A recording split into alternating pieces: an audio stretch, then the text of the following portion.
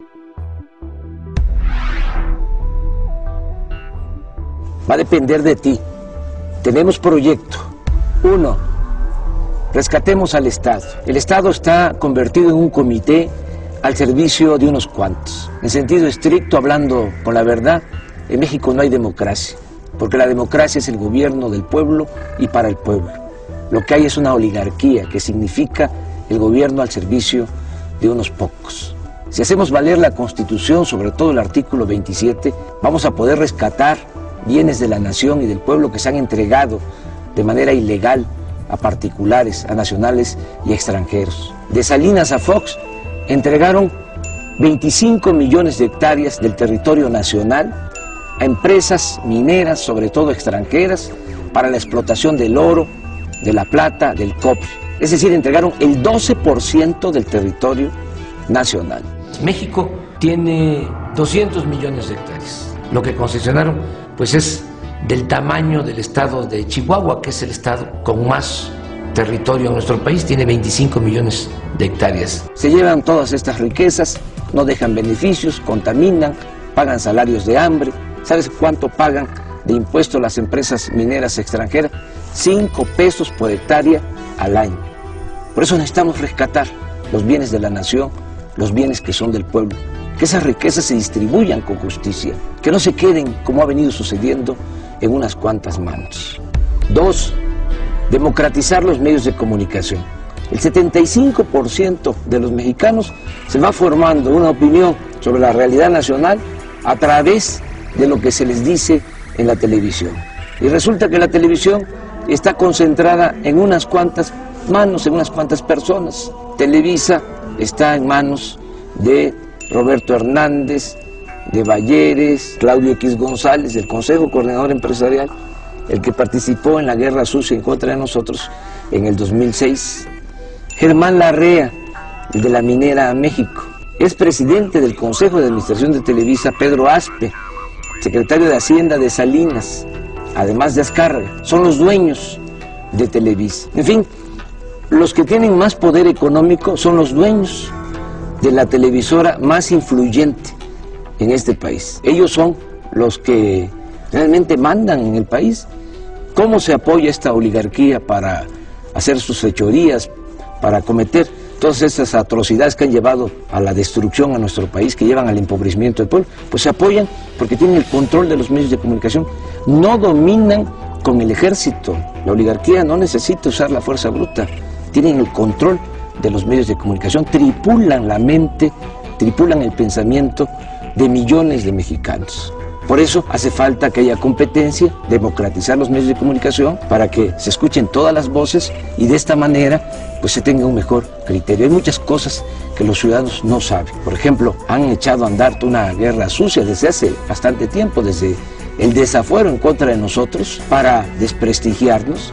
Están empeñados en destruirnos políticamente, al mismo tiempo que ahora ya están proyectando a Peña Nieto, que va a ser el candidato de Televisa a la presidencia de la República. Ya la oligarquía tiene candidato, Salinas de Gortari es el jefe de campaña de Peña Nieto y Televisa la encargada de la propaganda, al mismo tiempo que a nosotros nos están haciendo a un lado y además nos atacan un día sí y el otro también. 3. Crear una nueva economía. Ya está más que demostrado que la actual política económica no funciona. La han venido imponiendo desde hace 27 años. Claro, funciona para los potentados, funciona para la oligarquía. A ellos les ha ido muy bien, por eso no quieren que haya un cambio en materia de política económica, porque aunque le vaya mal al pueblo, aunque le vaya mal al país, a ellos siempre les va bien. Pero para la mayoría de los mexicanos, la política económica ha sido realmente un desastre. No ha habido crecimiento en la economía, no se han generado empleos. México se convirtió en el país del mundo que más mano de obra exporta al extranjero. La gente por necesidad tiene que abandonar el país porque aquí no hay oportunidades de trabajo. ¿A que no sabes que el año pasado, de los 152 países del mundo, México ocupó el lugar 143 en crecimiento económico? Es decir, estuvimos entre las 9 peores economías del mundo. El año pasado también México fue el país de América con menos crecimiento económico y aunque parezca increíble, estuvimos abajo de Haití en cuanto a crecimiento económico. Y aún así no quieren cambiar la política económica. Es un absurdo que estemos vendiendo petróleo crudo en el extranjero y estemos comprando gasolinas o otros derivados. Es como si vendiéramos naranja y compráramos jugo de naranja. Tenemos que producir aquí las gasolinas, hacer las refinerías que hacen falta, fortalecer la industria petroquímica, todo esto para generar empleos en el país. 4. Combatir las prácticas monopólicas, que se cumpla lo que establece la Constitución en su artículo 28. Que no haya monopolios que abusen y que den precios exagerados, que afecten a los consumidores, como sucede en el país. Hay un grupo de monopolios vinculados al poder que tienen protección y que abusan de los consumidores. Nosotros los mexicanos tenemos que pagar porque existen estos monopolios, porque no hay competencia, más por los bienes y servicios que consumimos. Pagamos 3 veces más por el cemento que lo que pagan los estadounidenses. Los mexicanos pagamos también mucho más por el teléfono, por la luz, por tarjetas de crédito, por créditos hipotecarios, por el servicio de internet, y todo porque existen los monopolios. Y hacemos la comparación con Estados Unidos, cuando allá el salario mínimo es 10 veces superior al salario mínimo en nuestro país.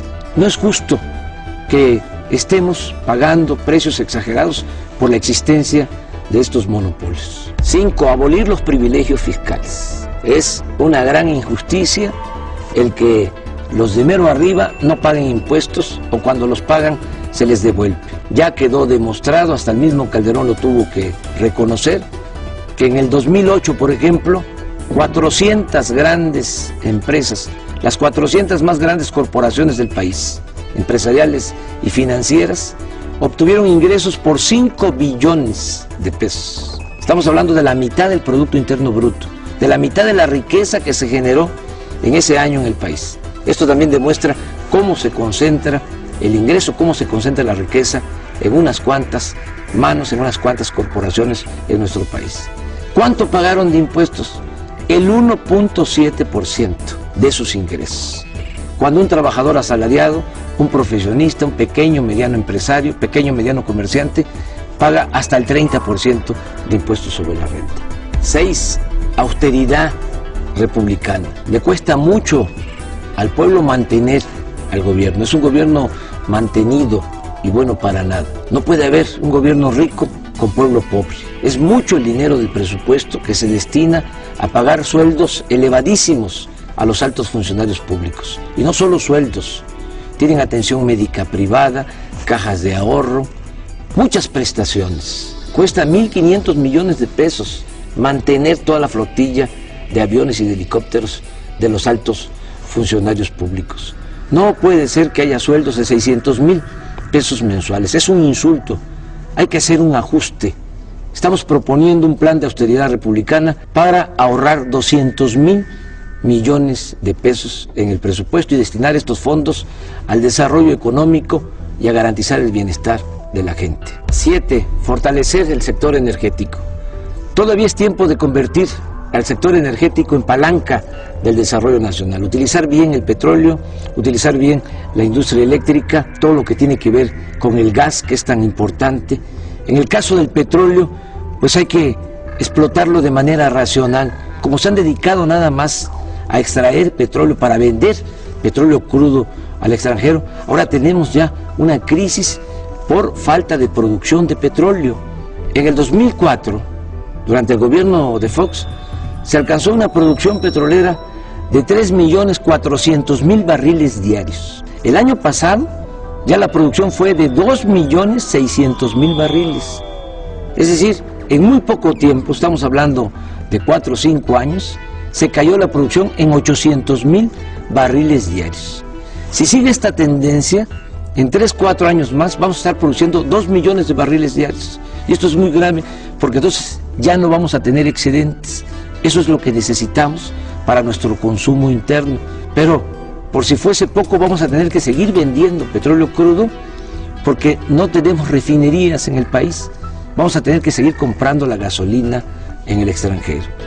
Hace falta también ya decidirse a construir en serio las 3, 4 refinerías que hacen falta para dejar de comprar la gasolina en el extranjero.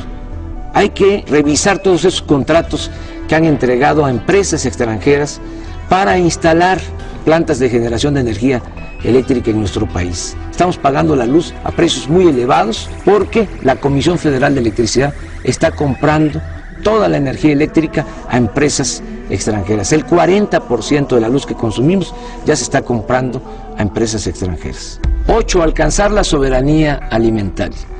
Tenemos que producir los alimentos que consumimos, dejar de comprar maíz, frijol, arroz, leche, carne de cerdo, carne de res, desechos de pollo en el extranjero. Es un absurdo que se haya abandonado el campo y que no estemos produciendo lo que consumimos. El año pasado, a pesar de la recesión económica, se tuvieron que destinar 16,000 millones de dólares para comprar alimentos en el extranjero, cuando podríamos estarlos produciendo en nuestro país, además generando empleos, evitando de que la gente tenga que irse a buscar trabajo a Estados Unidos. Se está despoblando el campo.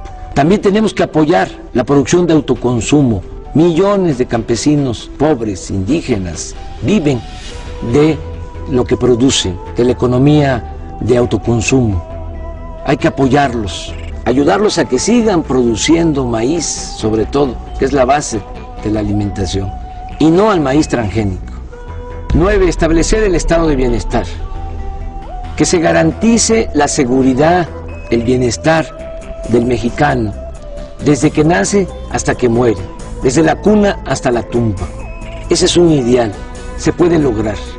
Hay que empezar por garantizar el derecho de los adultos mayores a una pensión justa. El estado de bienestar en Europa, por ejemplo, significa que a partir de los 65 años ya reciben en algunos países hasta 30,000 pesos mensuales de pensión. Eso es estado de bienestar. Nosotros tenemos que garantizar eso. Tiene que haber pensión universal para todos los adultos mayores. Tiene que haber becas de apoyo a todas las personas con discapacidad. Tiene que garantizarse la atención médica y los medicamentos gratuitos. Hacer valer lo que establece la Constitución, el derecho del pueblo a la salud. Y desde luego tiene que garantizarse el derecho a la educación. Que no se queden los jóvenes sin la posibilidad de estudiar, que no importe la condición económica, social de los padres, para que los jóvenes puedan tener acceso a la educación. No lo que ha venido sucediendo, que cada año rechazan a 300,000 jóvenes con el pretexto de que no pasan el examen de admisión en las universidades públicas, cuando la verdad es que no hay presupuesto, no hay espacio y por eso los están excluyendo. 10. Promover una nueva corriente de pensamiento, en donde lo más importante sean los valores.